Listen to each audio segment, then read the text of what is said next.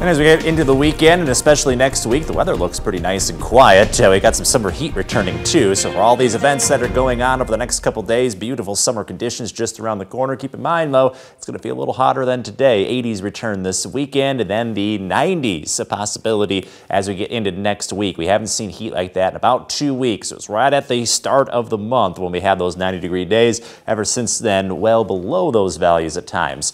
As we look towards the weekend, we can thank all of the high pressure that's over Wisconsin for keeping us warm and dry, so that won't change until we get to possibly the end of the weekend. There is this area of low pressure over the Great Plains right now that will be creeping closer, and there is a slight chance for rain with that as that dives south. I really think a lot of our locations are going to end up staying dry, but can't completely rule that scenario out just yet.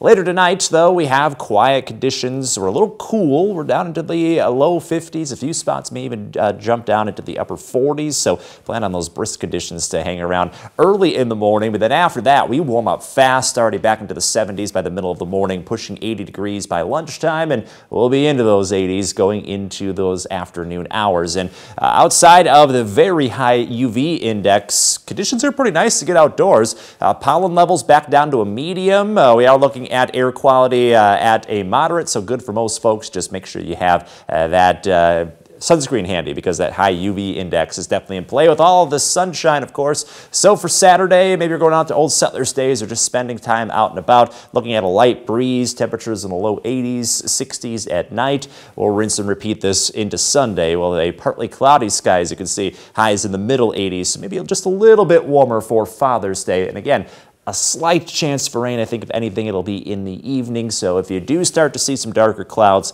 pull up the 13 Weather Authority app, check out that radar to determine if you still need to keep your plants outdoors or not.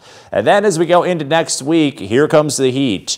The early part of the week has temperatures in the upper 80s, 90 by Thursday, and by Friday for that next Rockford City market, we have some humidity too, so it's going to feel muggy by the end of next week. A little change of pace there with all that heat moving in your most accurate 10-day forecast. As you can see, temperatures are close to 90 by the time we get to next weekend, and then staying on the upper 80s side of things into the following week. May even have some rain on the horizon by that point.